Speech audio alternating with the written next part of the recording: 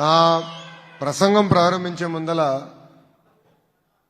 వేదిక మీద ఉన్న పెద్దలందరినీ ఒక విషయం కోరుతున్నా.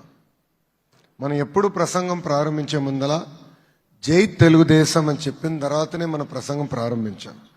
ఇది ఎందుకు చెప్తున్నానంటే ఆ పసుపు జెండా లేకపోతే మనం లేము. ఆ పసుపు జెండా మోసే కార్యకర్తలు లేకపోతే వేదిక మీద ఉన్న మేము కూర్చునే పరిస్థితి ఉండదు. 2019 నుంచి 24 వరకు అనేక ఇబ్బందులు పెట్టారు, కేసులు పెట్టారు. ఆయన ఒక్క క్షణం ఆలోచించకుండా ఎత్తిన పసుపు జెండా దించకుండా మడిమ తిప్పకుండా మాకు అండగా నిలబడింది తెలుగుదేశం పార్టీ కార్యకర్తలు. విశ్వవిఖ్యాత నడ సార్వభౌమ స్వర్గశ్రీ నందమూరి తారక రామారావు గారు ఏ ముహూర్తంలో పార్టీ స్థాపించారో తెలీదు. ఆ ముహూర్త బలం అద్భుతమైన బలం, అద్భుతమైన ముహూర్తం. ఇది నేను ఎందుకు చెప్తున్నానంటే ఓటమి మనకు కొత్త కాదు, ఓడిపోయిన దగ్గరనే గెలుస్తాం కూడా మనకు కొత్త కాదు. ఎంతో మంది ఎన్నో మాటలు అన్నారు, తెలుగుదేశం పార్టీ లేకుండా చేస్తా అన్నారు. వాళ్ళ పరిస్థితి ఏమైందో నాకన్నా మీకే బాగా తెలుసు. అన్న ఎన్టీఆర్ జన్మించిన గొప్ప నేల ఈ కృష్ణా జిల్లా నేల. అసలు ఈ నేలలోనే ఏదో వైబ్రేషన్ ఉందబ్బా. మీ పట్టుదలనే వేరు, మీ పౌరుషమే వేరు. ఆనాడు యువగలం పాదయాత్రలోనే వచ్చినప్పుడు చాలా మంది నాకు చెప్పారు, మీకు డేట్ మారుతుంది, మీరు మరీ చాలా స్పీడ్గా వెళ్ళొచ్చు అనుకుంటున్నారని. ఓకే, 12-1 గంట అవుతుంది అనుకున్నా. పొద్దున 3 ఎక్కడ స్వామి, పొద్దున 4 వరకు నడిపించిన గొప్ప ఘనత ఈ కృష్ణా జిల్లా ప్రజలది. పక్కన ఉన్న మన నాయకులుంటే అనేవాడిని, అన్నా లేట్ అయింది, కాలు నొప్పులు వస్తున్నాయి, ఏమనుకోదు కొంచెం స్పీడ్గా నడుస్తానంట. కరెక్ట్గా ఒక్క గడప దాటింది ఇంకో గడప చూస్తే, ప్రత్యేకంగా మన పెనమలూరు నియోజకవర్గంలో చూస్తే ప్రజలందరూ బయటికి వచ్చి పిల్లలతో వచ్చి ఆలస్యమైన పరుపులు వేసుకుని పడుకుని లోకేష్ ఎప్పుడు వస్తారా అని చూసారే, ఎదురు చూసారే. అది జీవితాంతం నా గుండెల్లో నేను గుర్తుపెట్టుకుంటానని ఈ సభాముఖం మీ అందరికీ తెలియజేస్తున్నా. పాదయాత్రలో మనం అందరం పడిన కష్టాలు నాకు ఇప్పటికీ గుర్తుంటుంది. ఎప్పుడన్నా బాగా అలసిపోయిన ఫీలింగ్ వస్తే ఆ పాదయాత్ర పుస్తకం తిరిగేస్తా. అది చూసినా నాకు అర్థమవుతుంది, ఇంత చేశాం, ఇంత సిస్టమేటిక్గా నడిచాం. 226 రోజులు 3132 కిలోమీటర్లు నేను పాదయాత్ర చేశానంటే దానికి కారణం మా తెలుగుదేశం పార్టీ కార్యకర్తలు. రోడ్డుపైకి వచ్చారు, నిలబడ్డారు. వాళ్ళు ఎవరన్నా వచ్చి నా పైన దాడి చేయాలంటే సినిమా చూపించారే, అది నేను ఏనాడు మర్చిపోలేనని మా కార్యకర్తలందరికీ తెలియజేస్తున్నా. పెనమలూరు నియోజకవర్గం డీలిమిటేషన్ తర్వాత ఉయ్యూరు పెనమలూరు కలిసినాయి. 10 సార్లు మనం పోటీ చేస్తే 6 సార్లు గెలిచాం. గెలిచినప్పుడు ఎప్పుడు భారీ మెజార్టీతో గెలుస్తాం, ఓడిపోయినప్పుడు స్వల్ప మెజార్టీతో మనం ఓడిపోతాం జరిగింది. అంటే ఎక్కువ శాతం సార్లు మనం మన నియోజకవర్గాన్ని గెలుచుకున్నాం. మన ఎమ్మెల్యే గారి గురించి కూడా చెప్పాల్సిన అవసరం చాలా చాలా ఉంది. మీరు టైగర్ అంటున్నావు భయ్యా, నేను బుల్లెట్ అంటున్నా.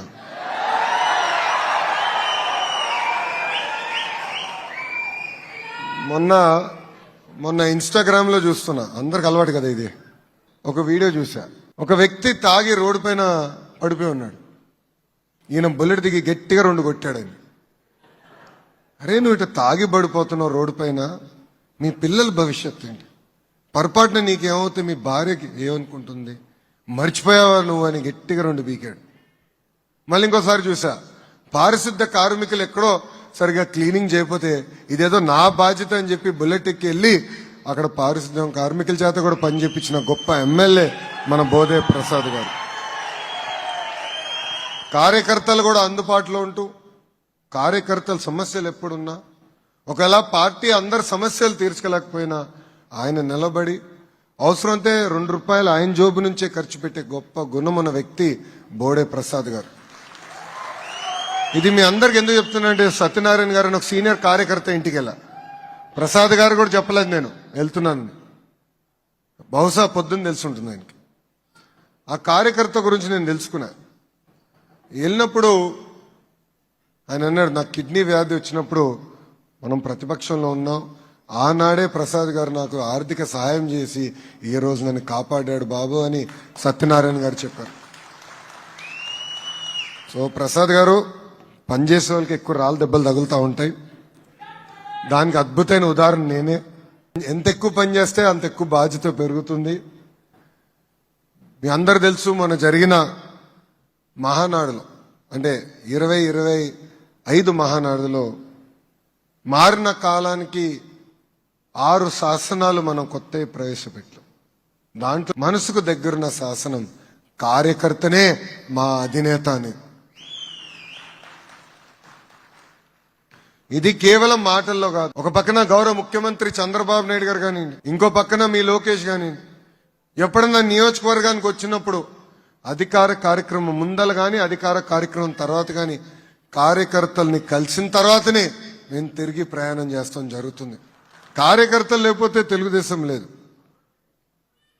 మనం చూసాం మన జరిగిన పార్టీ ఆవిర్భావ దినోత్సవం అప్పుడు అధ్యక్షుల పక్కన కూర్చుంది అహర్నిశలు కష్టపడిన కార్యకర్తలు. ఎవరైతే పార్టీని నమ్ముకున్నారో వాళ్ళని పక్కన కూర్చోబెట్టారు. కేంద్ర మంత్రులై ఉండొచ్చు, రాష్ట్ర మంత్రులై ఉండొచ్చు, వాళ్ళు వేదిక ముందల కూర్చునే పరిస్థితి. అది తెలుగుదేశం పార్టీ అంటే. కార్యకర్తనే అధినేత అని కేవలం ఒక శాసనంగా చెప్పి మేము వెళ్ళట్లేదు. అది బలంగా నమ్ముతున్నాం, అది మేము అమలు చేస్తున్నాం. మనందరం చూసాం ప్రతిపక్షంలో కార్యకర్తల త్యాగాలు చూసాం. తోట చంద్రయ్య గారు ఒక అద్భుతమైన ఉదాహరణ. మెడపై కత్తి పెట్టి వాళ్ళ నాయకుడికి వాళ్ళ పార్టీకి జైగొట్టమంటే ప్రాణాలు కోల్పోయినా పర్వాలేదు, జై తెలుగుదేశం జై చంద్రబాబు అని చెప్పి ప్రాణాలు కోల్పోయారే ఆ తోట చంద్రనే మీ లోకేష్ కి స్ఫూర్తి. ఈ రోజు చేసిన గర్వంగా చెప్పగలుగుతున్నా, చట్టాలు సవరణ చేశాం. భారతదేశ చరిత్రలో ఎప్పుడు లేని విధంగా రాజకీయ కక్షలో ఒక కార్యకర్త చనిపోతే వాళ్ళ కొడుక్కి శాశ్వత ప్రభుత్వ ఉద్యోగం ఇచ్చిన ఘనత ఒక తెలుగుదేశం పార్టీదే. వాళ్ళ అబ్బాయికి ఈరోజు మేము ఉద్యోగం ఇచ్చాం. ముందల్కి నడిపిస్తున్నాం ఆ కుటుంబాన్ని నేను ఇప్పటికీ కలుస్తా ఉంటా. ఇంకో పక్కన ఒక తాత ఉన్నాడు, గుర్తున్నాడా? అంజిరెడ్డి తాత.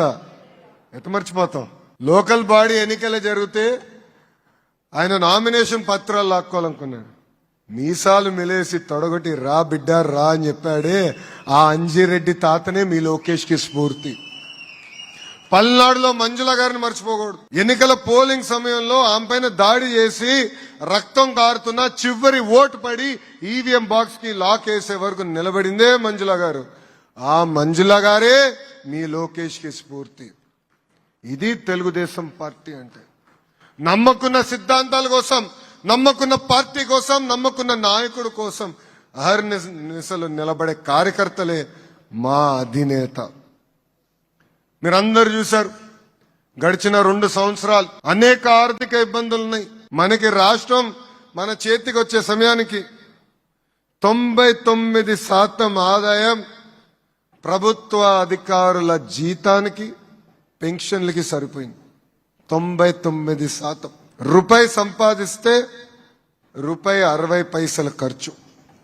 అంత ఆర్థిక ఇబ్బంది ఉన్న భారతదేశంలో ఎవ్వరు ఇవ్వని విధంగా ₹4,000 పెన్షన్ ఈ రోజు ఎన్డీఏ ప్రభుత్వం అందజేస్తుంది. వికలాంగులకు 6,000, బెడ్కే పరిమితం అవుతే ₹15,000 మనం అందజేస్తున్నాం. రెండోది స్త్రీ శక్తి. ఇక్కడ మహిళలందరూ వచ్చారు. ఆర్టీసీ బస్సులో హాయిగా తిరుగుతున్నారు ఈ రోజు మహిళలు. దానికి కారణం మన కూటమి ప్రభుత్వం. దీపం పథకం ద్వారా ప్రతి ఏటా 3 గ్యాస్ సిలిండర్లకి డబ్బులు మన అకౌంట్లో వేస్తున్నాం. అది కూడా ఇప్పుడు మార్చిపోతున్నాం. గ్యాస్ సిలిండర్ తీసుకున్నప్పుడు వేస్తాం కాకుండా ప్రతి 4 నెలలకు ఒకసారి ఫిక్స్డ్ డేట్ నాడు ఆ డబ్బులు మా అక్క చెల్లెల అకౌంట్లో జమ చేయాలని కూటమి ప్రభుత్వం నిర్ణయం తీసుకుంది. ఇంకా అన్నదాత సుఖీభవ, చేనేత సోదరులకు ఉచిత కరెంట్, మత్స్యకారుల సేవలో వాళ్ళకి డబ్బులు ఇస్తున్నాం. ఇంకో పక్కన మా ఆటో వాళ్ళ సేవలో కూడా వాళ్ళ అకౌంట్లో ఈరోజు ప్రభుత్వం డబ్బులు జమ చేస్తాం జరుగుతుంది. మనందరూ తెలిసిన విషయమే, అభివృద్ధి సంక్షేమం అనేది జోడెద్దుల బండి. రెండు కలిసికట్టుగా వెళ్తేనే రాష్ట్రం అభివృద్ధి చెందుతుంది. ఇప్పటికీ అనేక రోడ్లు వేసాం, అన్ని పనులు పూర్తి చేసాం అన్నట్లేదు. గుంటలు పూర్తి చేయడానికే 2,000 కోట్ల రూపాయలు ఖర్చు అయింది. ఎందుకంటే గత పాలకులు అన్ని గుంటలు వదిలేసి వెళ్ళారు, మనకి పూడ్చుకుంటూ వెళ్తున్నాం. ఇప్పుడు ఇంకా మెరుగుపరచాలి. కానీ ఆనాడు మనం ఒకే నినాదం పైన నిలబడాం, ఒకే రాష్ట్రం, ఒకే రాజధాని, కానీ అభివృద్ధి వికేంద్రీకరణ. ఈరోజు ఆ భారతదేశంలో 100 రూపాయలు పెట్టుబడులు వస్తే 25 రూపాయలు ఆంధ్ర రాష్ట్రాన్ని వెతుక్కుంటూ వస్తుంది. ఒక ఆసిలర్ మిత్తల్, గూగుల్, బీపీసీఎల్, చివరికి ఫైటర్ జెట్ తయారు చేసే పరిశ్రమలు కూడా ఈరోజు ఆంధ్ర రాష్ట్రంగా వస్తున్నాయి. బోడే ప్రసాద్ గారు నడిపే బుల్లెట్ తయారు చేసే రాయల్ ఎన్ఫీల్డ్ కూడా ఈరోజు ఆంధ్ర రాష్ట్రంకి వచ్చే పరిస్థితి. కార్లు వదిలిపెట్ల, బుల్లెట్లు వదిలిపెట్ల, చివరికి ఫైటర్ జెట్లు కూడా వదిలిపెట్ల. పెట్టుబడులు పెద్ద ఎత్తున తీసుకొస్తున్నాం. ఎందుకంటే పెట్టుబడులు వస్తేనే మన పిల్లలకి మంచి ఉద్యోగాలు వస్తాయి. ఉద్యోగాలు లేకపోతే మనం చదివించిన చదువులని వేస్ట్. ఉద్యోగాల కల్పనే ఒక లక్ష్యంగా పెట్టుకుని ఈరోజు మనం అందరం పనిచేస్తున్నాం. ఇవన్నీ మీకు ఎందుకు చెప్తున్నానంటే ప్రజలకి తెలియజేయాలి. ఇక్కడున్న కార్యకర్తలందరికీ ఒక విషయం చెప్పాలనుకుంటున్నాం. ఒక నినాదం ఇచ్చాం, నా తెలుగుదేశం నా బాధ్యత. ఏంటది? నా తెలుగుదేశం నా బాధ్యత. ఇది ఎందుకు చెప్తున్నానంటే ఈ మధ్యన చూస్తున్నా మన నాయకులు కాగితాలు తీసుకొచ్చి నాకు ఇస్తారు, సమస్య పరిష్కరించండి. ఆ బాధ్యత మీలో ఉంది, మీ పైన ఉంది. ఒక బూత్ అధ్యక్షుడు, ఒక యూనిట్ అధ్యక్షుడు, ఒక క్లస్టర్ అధ్యక్షుడు, టౌన్ అధ్యక్షుడు, మండల్ పార్టీ అధ్యక్షుడు, నియోజకవర్గంలో ఎమ్మెల్యే గారు ఉన్నారు. ఆయన ఒకవేళ ఇక్కడ మిస్ అవుతే మనకు అద్భుతమైన పార్లమెంట్ పార్టీ అధ్యక్షులు కూడా ఉన్నారు. కలిసికట్టుగా పనిచేయాలి. ఇది నా తెలుగుదేశం నా బాధ్యత. ఇది ఎవరిదో పని కాదు, ఇది నాది. ఆ భావన ప్రతి కార్యకర్తలో రావాల్సిన అవసరం ఉంది. కొన్ని సందర్భాలు అధికారులు స్పందిస్తారు, స్పందించకపోవచ్చు. స్పందించబోతే ఇమీడియట్గా వచ్చి ఎమ్మెల్యే గారు చెప్పాలి. ఎమ్మెల్యే గారు అధికారికి ఫోన్ చేసి, ఎస్ మా కార్యకర్త అడిగిన దాంట్లో న్యాయం ఉంటే తప్పనిసరిగా చేయండి, మాకు ఫోన్ చేయాల్సిన అవసరం లేదు అని చెప్పాల్సిన బాధ్యత బుల్లెట్ బోడే గారి పైన కూడా ఉంది. ఈరోజు మా మంగళగిరి నియోజకవర్గంలో ఎక్కడుందని అడగారు, అధికారులు నాకు ఫోన్ చేయరు. నేను ఒకటే చెప్పా, మా కార్యకర్తలు నీతివంతులు. సమస్య ఉంటే పరిష్కరించండి. ఒకవేళ చట్టానికి అటు ఇటు ఉంటే నన్ను సంప్రదించండి, నన్ను కలవండి, నేను క్లారిటీ ఇస్తానని చెప్తాం జరుగుతుంది. అది పార్టీకి ఉన్న చిత్తశుద్ధి. సో కార్యకర్తలందరూ కూడా మన సొంత కాల్పై నిలబడాలి, నాయకుడిగా ఎదగాలి. మీ అందరూ ఇప్పుడే పెద్దలు చెప్పినట్టు ప్రమాదంలో ఎవరైనా చనిపోతే భారతదేశంలో 5 లక్షల రూపాయలు ప్రమాద బీమా ఇస్తున్న ఏకైక పార్టీ మన తెలుగుదేశం పార్టీ. పిల్లల్ని చదివిస్తున్న ఏకైక పార్టీ తెలుగుదేశం పార్టీ. ఆనాడు ఫ్యాక్షన్ దాడిలో మన కార్యకర్తల్ని చంపేస్తే వాళ్ళ పిల్లల్ని చదివించారే మన నాయకుడు చంద్రబాబు నాయుడు గారు. ఆ పిల్లల్ని పాదయాత్రలో కలిసా. ఎంత బాగా చదువుకుని ఒకరు డెలైట్, ఒకడు కాగ్నిసెంట్, అద్భుతమైన కంపెనీలో ఈరోజు పనిచేస్తాం జరుగుతుంది. ఎందుకంటే బాబు గారు నమ్ముకున్న సిద్ధాంతం ఒకటే, కత్తితో బతికినోడు కత్తితోనే చనిపోతాడని. సో పిల్లలు కత్తి జోలికి వెళ్ళకూడదు, దేశానికి ప్రయోజకులుగా మారాలని లక్ష్యంతో తయారు చేశారు. ఇక్కడున్న కార్యకర్తలందరినీ ఒక విషయం తెలియజేయగలుగుతాను. ప్రత్యేకంగా కార్యకర్తల ఆరోగ్యం చూసుకోవాలన్న బాధ్యత నాకు చంద్రబాబు నాయుడు గారు ఇచ్చారు. కానీ రక్త పరీక్షలకు వెళ్లాల్సిన బాధ్యత మీ పైన ఉంది. ఎందుకంటే మన క్లస్టర్ వాళ్ళు చేతుల పైకి ఎత్తండి అబ్బా, క్లస్టర్ ఇన్ఛార్జెస్. ఓకే, తర్వాత మన యూనిట్ ఇన్ఛార్జెస్ చేతుల పైకి ఎత్తండి. Very good. మీరు వచ్చిన తర్వాత ఐ థింక్ యూనిట్ ఇన్ఛార్జ్లప్పుడు మొదలుపెట్టినట్టున్నాం ఈ కార్యక్రమం. బ్లడ్ టెస్టులు, రక్త పరీక్షలు మొదలుపెట్టాం. 75% మంది నాయకులు either sugar factory, salt factory, oil factory. Sugar factory అంటే డయాబెటీస్, సాల్ట్ అంటే hyper tension, BP, oil factory అంటే కొలెస్ట్రాల్ 75% మందికి ఉందండి. నేనే ఆశ్చర్యపోయా. అప్పుడు నిర్ణయం తీసుకున్నాం. నాయకులను వారు మొదటి విడతలో ప్రతి నియోజకవర్గం సుమారుగా 3,000 మంది నాయకులు ఉంటారు.